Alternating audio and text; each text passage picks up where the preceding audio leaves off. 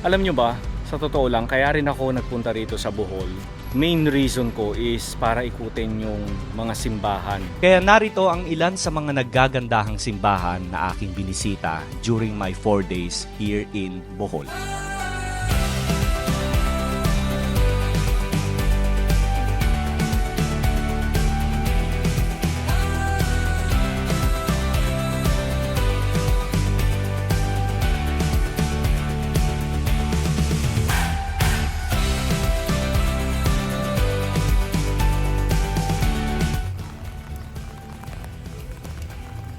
Ang ganda oh. So kakarating lang natin dito sa Panglao. So nag-lunch lang ako tapos dumiretso na ako dito sa simbahan ng Panglao. Ayan.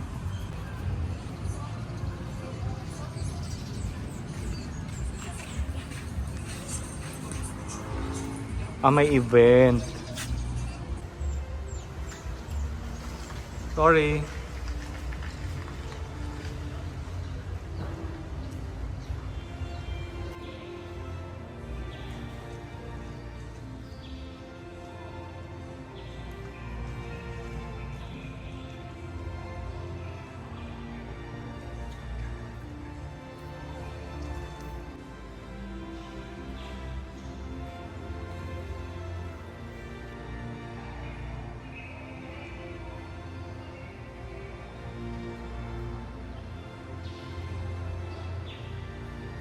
So ito yung tower dito nga sa tabi ng simbahan ng Panglao.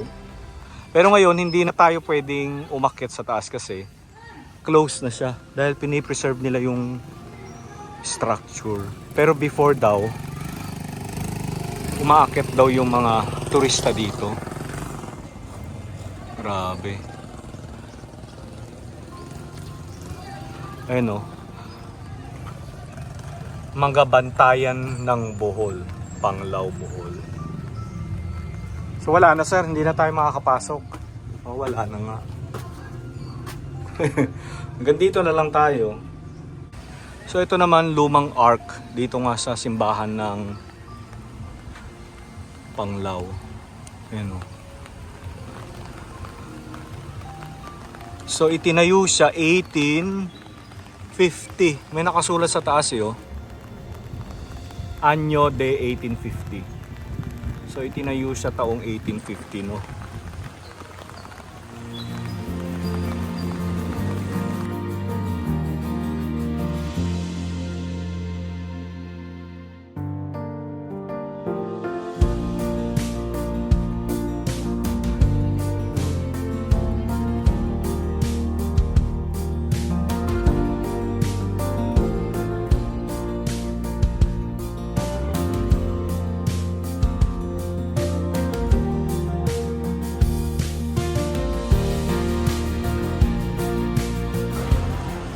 Okay, so nandito nga tayo sa Baclayon Church mga ka-YouTubero. Tapos meron ditong Baclayon Museum.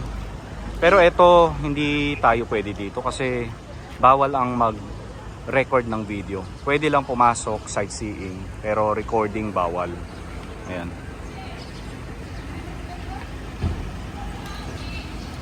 Okay, so dito sa loob ng simbahan ng Baclayon, makakita tayo ng mga tomb. Ayan o.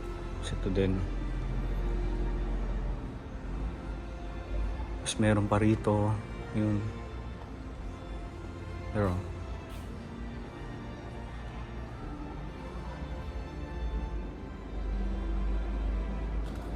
tapos every corner actually. Lahat ng sulok. Both side.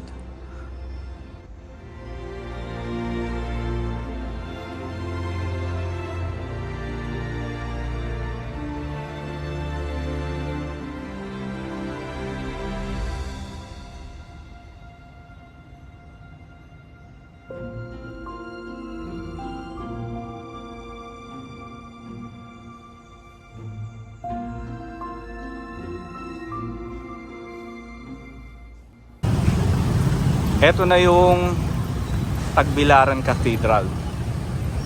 Ayun. Anong oras na ba? Mag-alas 6 na ng hapon mga ka-YouTubero. Actually gabi na. nakakatuwa makakita ng mga lumang Capitol building. Kagaya nitong Province of Bohol Capitol building na ito. Kita nyo? Well preserved, di ba? Hindi kagaya sa ibang lugar na tuluyan na siyang na-abandon na. Especially yung nasa Pasig, ano? Ayan. Okay, so ito yung plaza.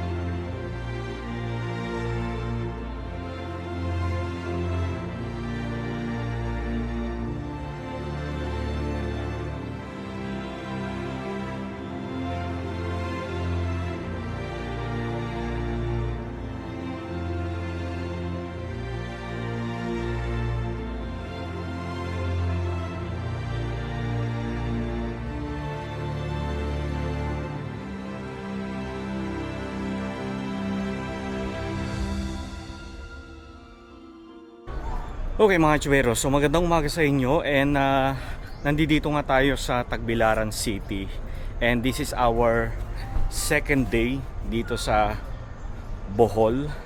Punta tayo ng Lila, so medyo malayo-layo yun, mga 1 hour mahigit yata yung travel natin. So kasama ko pa rin si Mr. Ferd, yan ang ating service. Hello sa Lel, lika na. Okay, so nandito na nga tayo sa bayan ng Lila mga kaichubero and ito yung Lila Church. So makikita natin sa pasado, 1925.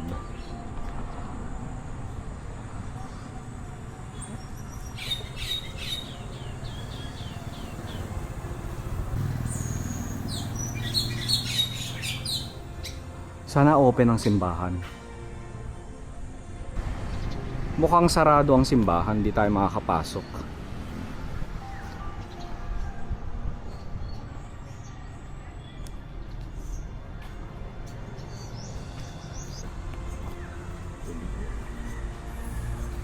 Okay, so nandito na tayo sa loob ng simbahan and grabe.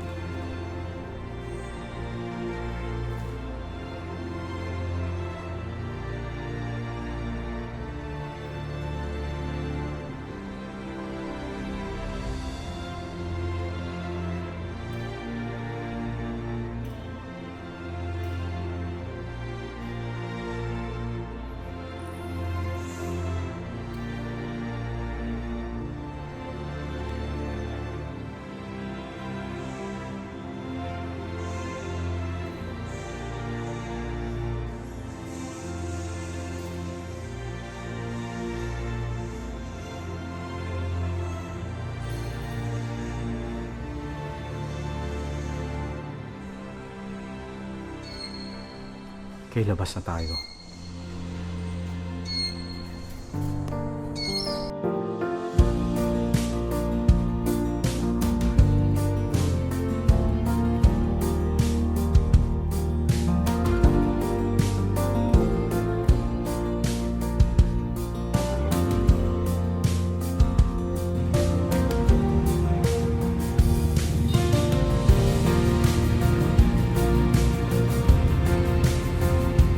Okay, so nandito nga tayo sa Lobok Church mga kaichubero. Alam nyo ba mga kaichubero na itong Lobok Church na to ay nasira noong 2013 dahil nga sa lindol.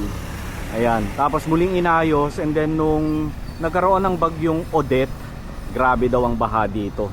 Ayan, halos kalahati ng simbahan ang taas ng baha. Ayan, halika tingnan natin yung loob ng simbahan.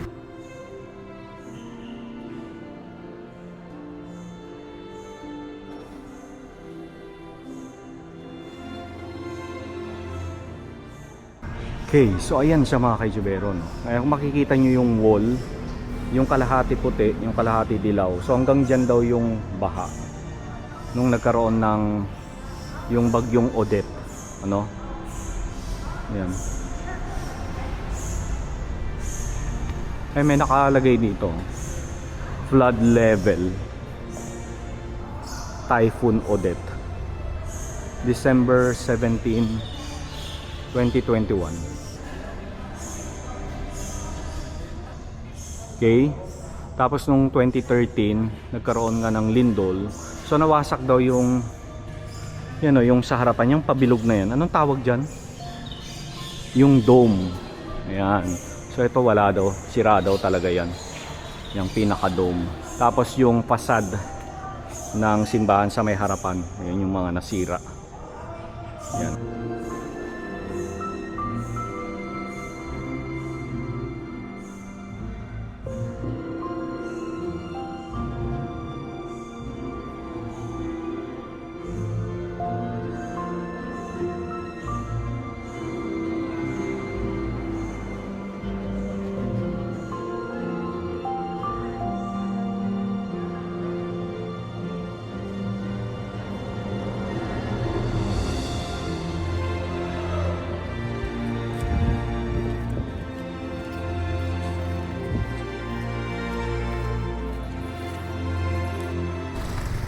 Okay, so nandito naman tayo sa Luway, mga kaitsubero. So ito yung Luway Church. Ayan. So, ganun din, hiwalay din yung kanyang belfry, ano. Ayan.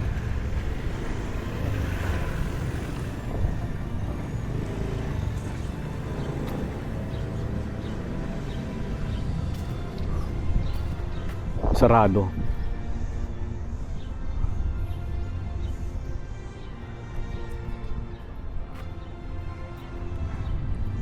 Ang tahimik, ano.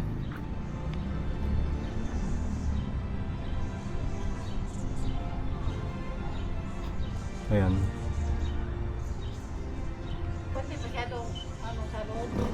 Ay, itong mga labas lang ang nasira ng lindol. Sama ka sa ano, yung sa Carmen, yung ibawa. Oo. So isa siya sa mga nasira. Pero mostly part ng simbahan yung labas. Yung loob, Pero konti lang doon sa loob. konti lang daw sa loob. O, dito lang. Okay, dito lang talaga daw sa labas, ano. Ayan.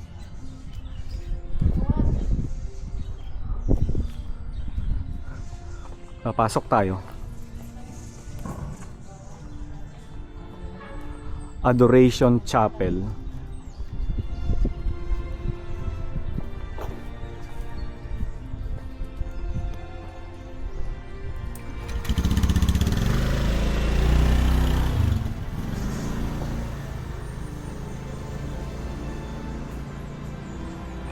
So meron siyang historical marker, simbahan ng Santissima Trinidad ng Luway. Ayan. Tapos itinatag o itinayo 1822, anyo de 1822.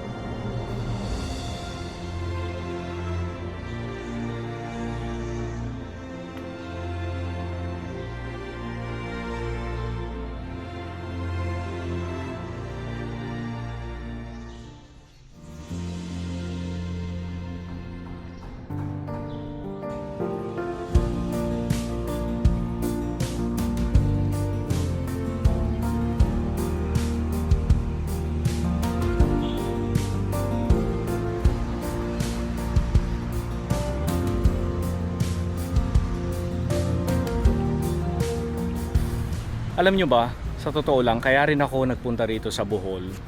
Ang main reason ko is para ikutin yung mga simbahan dito sa Bohol. Ano? Pero yung, siyempre kasama na rin yung mga lumang bahay.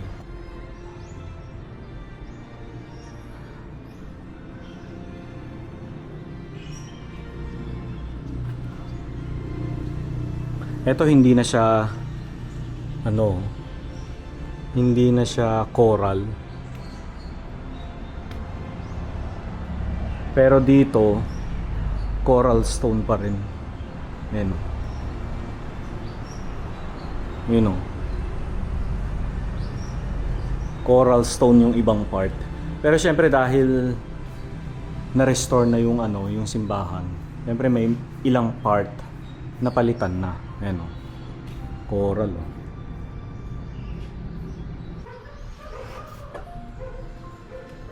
Wow, dilim. Ngit-ngit kaayo. Daan tayo doon sa likod.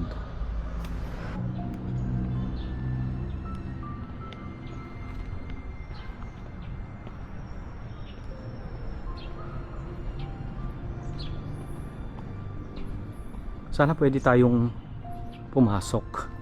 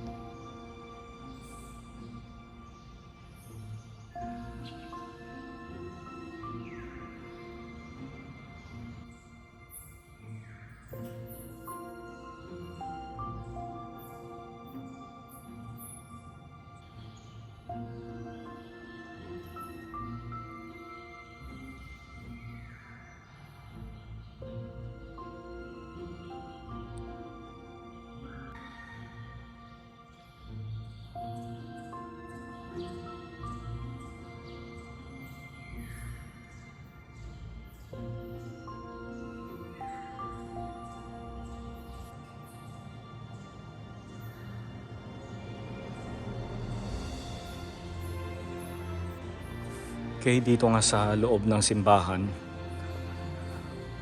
may mga tomb. Ayan o.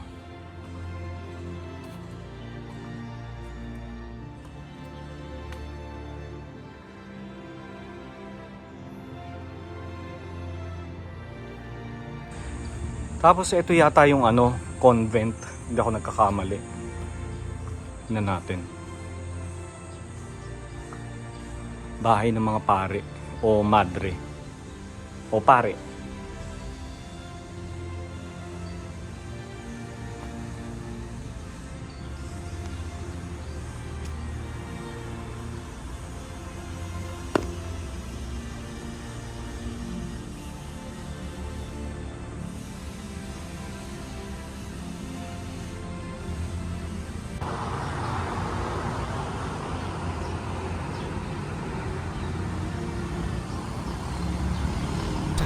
Okay, so mula nga rito sa simbahan ng Albuquerque, diretso naman tayo ng simbahan ng Dawis. Ayan.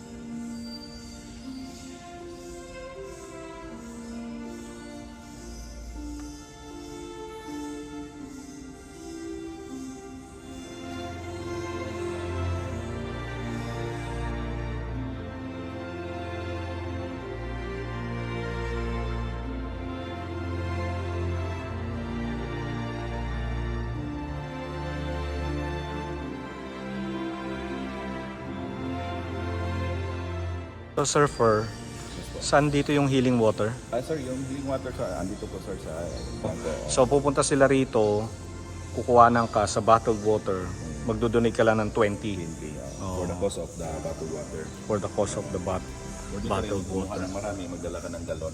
Ganun pwede din. Ay, oo nga, no. Nakakatuwa naman ito. Siyempre, di ba, balon na nasa loob ng simbahan. Pero ang ano dito, ang twist dito, dagat na po yung other side yan. Dapat salty ito, pero drinking water po siya. Ganun ba? Yes po. So ibig sabihin, meron Miraculous siyang... talaga. Oo. Sa iba nang gagaling ang tubig, hindi sa dagat, no sir, no? Diba? Nakakatuwa naman merong healing water. So, ayon nga sa mga naniniwala talaga, ito daw tubig na ito ay nakakagaling sa mga may sakit, no? Kung ikaw ay talagang or totoong devoted, no sir, no? Yes po.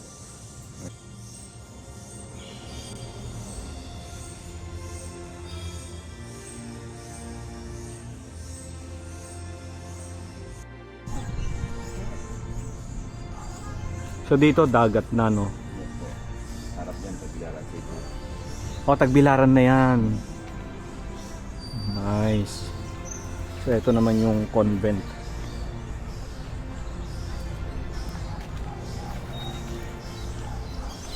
Wow.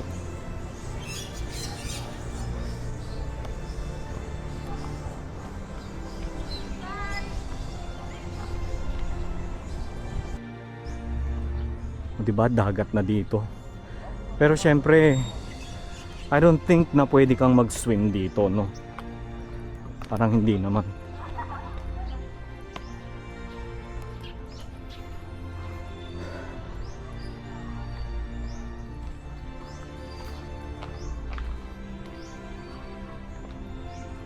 Ang linis.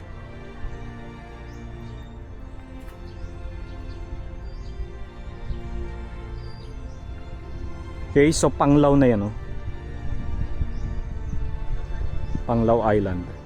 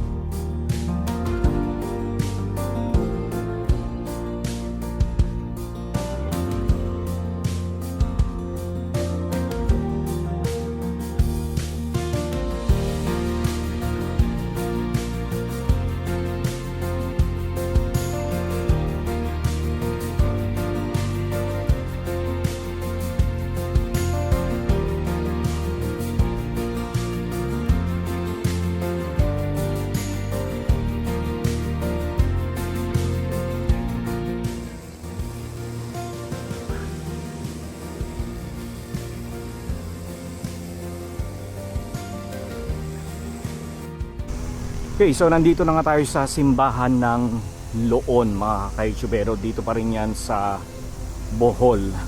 Ayan. So, isa rin itong simbahan na ito na nasira noong lindol, noong 2013. Ayan. So, marami na ring parts ang na-restore. Especially yung mismong pasad ng simbahan, ano. Ayan.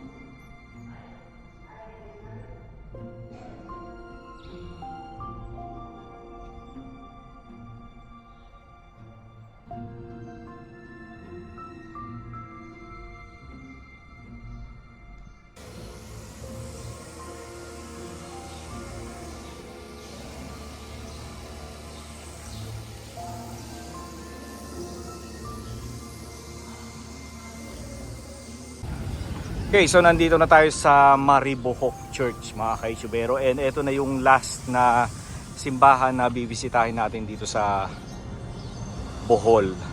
Ayan.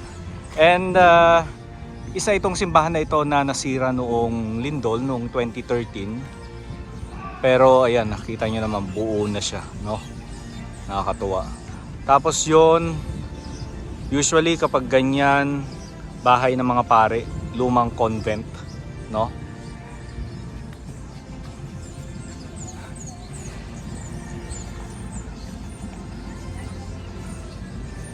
Grabe, no? Galing talaga ng mga local gumawa ng mga ganito, no? Galing nila magbuo.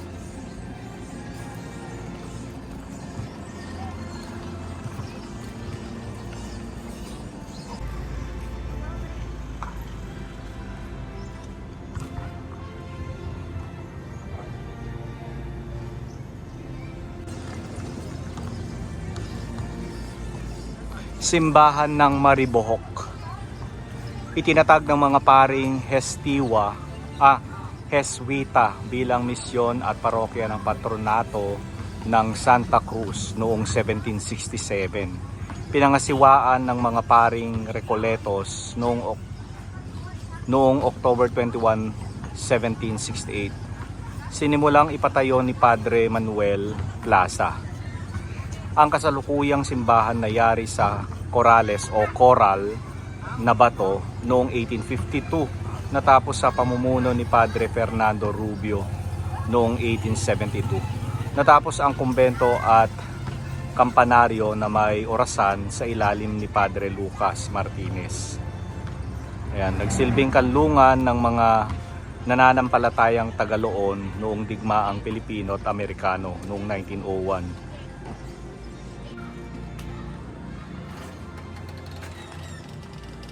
Wow.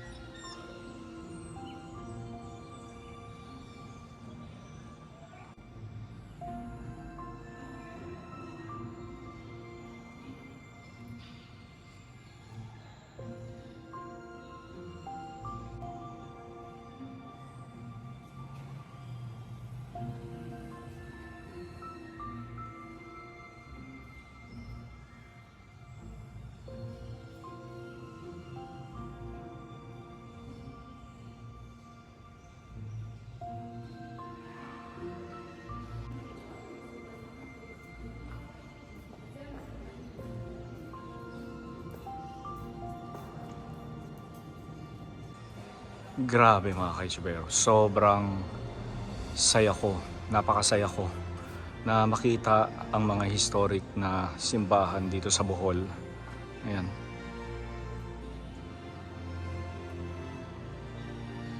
Wow. Napakagandang simbahan. Sobrang saya ko na makita ang simbahan na ito, na isa sa mga historic church dito sa Bohol. Kinip lang nila. So ito daw yung dingding ng simbahan noon. Nandito tayo mismo sa likodan ng simbahan ng Maribohok. Galing sir, buti pinakita mo sir. Eto. Pero hindi ito coral stone, no? Sabi nila coral stone daw ito. Ah, coral daw ito sir. Grabe. Sir, nabakbak lang yung ano nila. Pagbuho yung paglindol. Okay, labas na tayo. Ayan, so pabalik na tayo ng Tagbilaran mga ka-YouTubero.